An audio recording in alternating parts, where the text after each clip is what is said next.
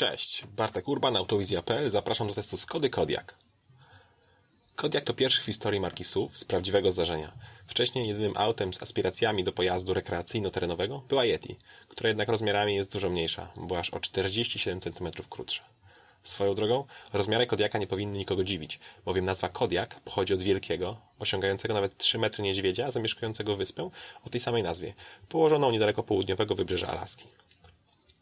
Wizualnie Skoda Kodiaq wygląda właśnie jak taki wielki zwierz pokroju niedźwiedzia czy nawet mastodonta.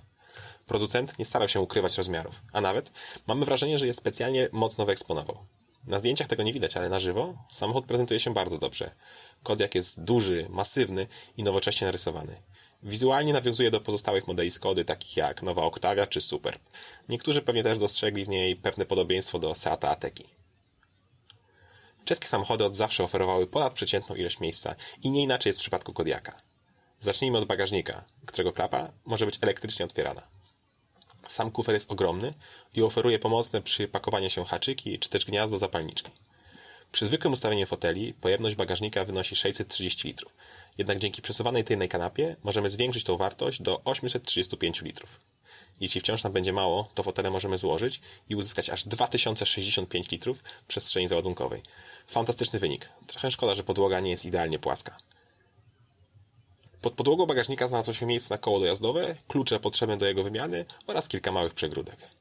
Przydatnym rozwiązaniem jest też rozkładany hak holowniczy, którym operujemy z poziomu bagażnika. Wystarczy nacisnąć przycisk, a następnie ręcznie dociągnąć hak. Kodiaq w ten sposób może holować przyczepę o masie do 2,5 tony. Przejdźmy do drugiego rzędu, gdzie miejsca jest tak dużo, że aż ciężko w to uwierzyć. Fotel kierowcy jest ustawiony pode mnie, a ja mam 186 cm wzrostu. Zobaczcie, ile mam miejsca na nogi. W tej przestrzeni mógł jeszcze ktoś spokojnie usiąść. Fotel ma też regulację oparcia oraz możemy przesunąć siedzisko aż do 18 cm do przodu, tak żeby uzyskać więcej miejsca w bagażniku. Co ciekawe, nawet w takim ustawieniu nie dotykam kolanami fotela kierowcy. A ten, tak jak mówiłem, jest ustawiony pode mnie. Zresztą, tutaj również jest bardzo wygodnie i przestronnie. Fotel może posiadać pełną elektryczną regulację z pamięcią 3 ustawień. Aha, gdybyście potrzebowali przewieźć więcej osób, to za dopłatą można zamówić trzeci rząd siedzeń.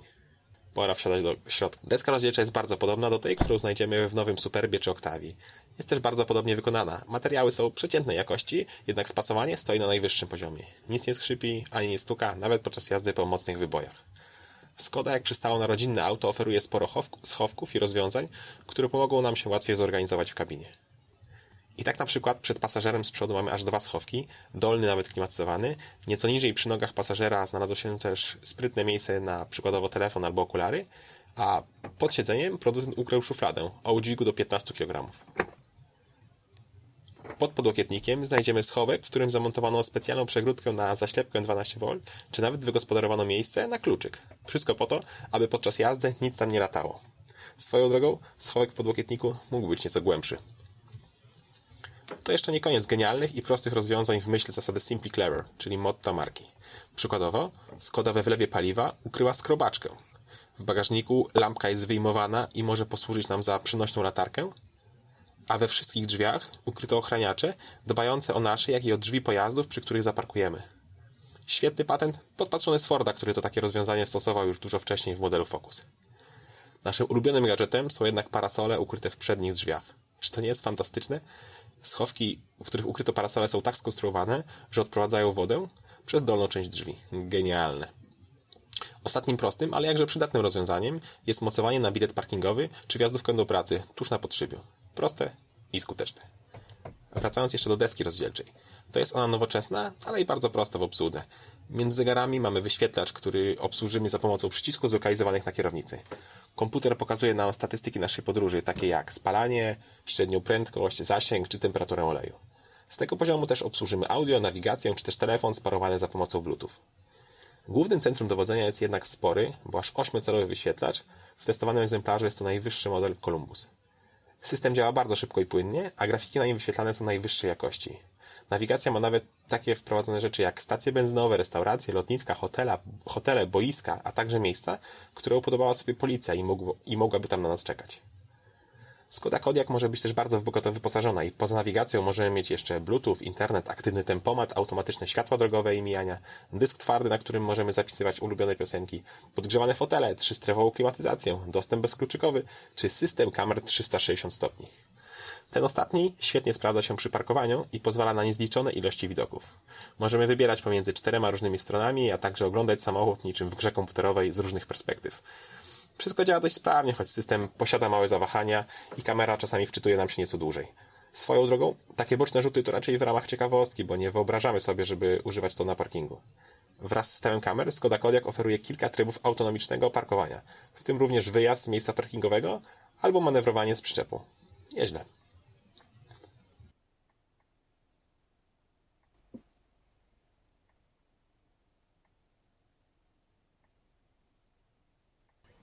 Pora na jazdę. W tym momencie Skoda Kodiaq posiada do wyboru 3 silniki, 2 benzynowe oraz 1 wysokoprężny. Jednostki te są dostępne w różnych wariantach mocowych.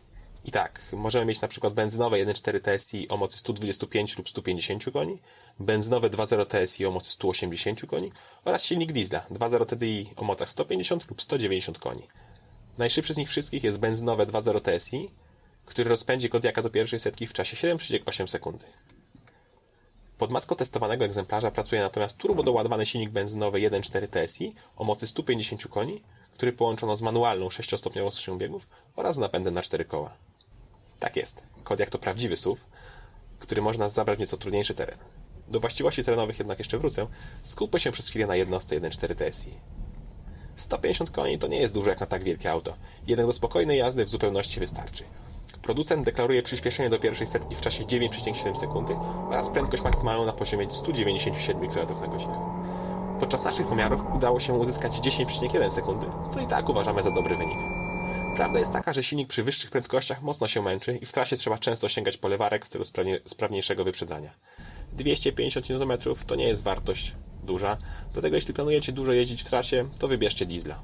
Zwłaszcza, że 1.4 TSI w trasie z 4 osobami na pokładzie i kilkoma torbami spali spokojnie ponad 8 litrów na każde 100 km. I mówimy tutaj o trasie, w której 80% to drogi, którymi jeździmy z prędkościami 60 do 100 km na godzinę, a pozostały dystans jedziemy z prędkością 120 do 130 km na godzinę. W mieście, jeżdżąc nawet w trybie Eco, nie udało mi się zejść poniżej 8,5 litra i to jeżdżąc samemu. W godzinach szczytu trzeba spokojnie liczyć się z 9-10 litrami. Wróćmy do właściwości terenowych. Prześwit Skody Kodiaq wynosi 19,4 cm, kąt natarcia 22 stopnie, natomiast zejścia 21,1. Przyzwoite wartości jak na typowego bulwarowca, bowiem tak powinniśmy traktować Kodiaqa, nawet z napędem na 4 koła. Sam napęd rozdzielany jest elektronicznie za pomocą sprzęgła Haldex 5. już generacji. Auto nie ma oczywiście reduktora, a jedyne co nam pomaga w terenie poza napędem to tryb off-road. Po jego aktywowaniu zmienia się charakterystyka SP, skrzyni biegów, układu kierowniczego oraz uruchamia się asystent zjazdu, jak i wjazdu pod wzniesienia. Sprawdziliśmy to na szutrowych podjazdach i auto dawało sobie radę. W większy teren baliśmy się wjechać, zwłaszcza na szosowych oponach. Skoda Kodiaq świetnie sprawdza się na utwardzonych asfaltowych drogach, gdzie zachwyca pewnością prowadzenia oraz komfortem podróżowania. Testowany egzemplarz miał dokupione dodatkowe adaptacyjne zawieszenie, dzięki któremu mogliśmy regulować sztywność resorwania od komfortowego po sportowe. Różnice są dość małe, ale odczuwalne. Większy prześwit wpłynął oczywiście nieco na wychylenia się nadwozia na zakrętach, ale nie jakoś znacząco. Wysoka pozycja za kierownicą i nieźle przeszkolone nadwozie w połączeniu z opcjonalnym systemem kamer 360 stopni pozwalają pewnie manewrować autem nawet na bardzo zatłoczonych parkingach. Wracając jeszcze do trybów jazdy. To Kodiaq oferuje ich aż 6.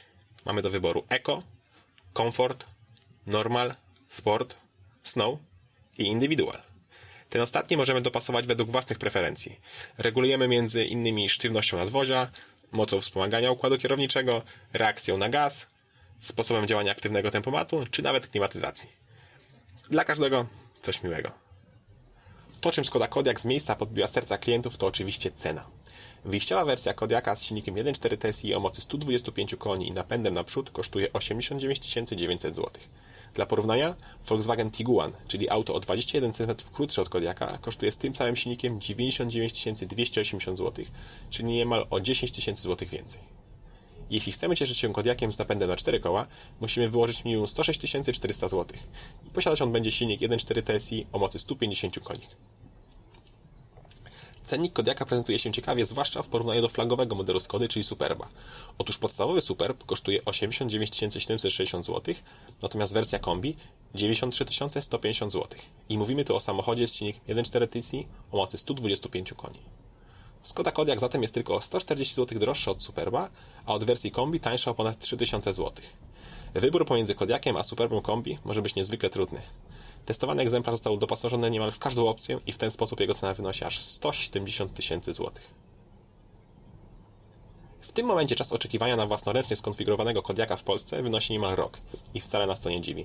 Skoda po raz kolejny udowadnia, że potrafi tworzyć samochody świetne, przestronne, nowoczesne, nieźle jeżdżące oraz bardzo dobrze wyposażone. Późne wkroczenie na rynek SUV w przypadku Skody wcale nie oznacza porażki. Ba, dzięki przynależności do grupy Volkswagena, która takie auta oferuje od kilkunastu lat, Skoda Kodiaq została wręcz wzorowo dopracowana do swojego debiutu. To z pewnością będzie rynkowy hit w swojej klasie. Świetny samochód.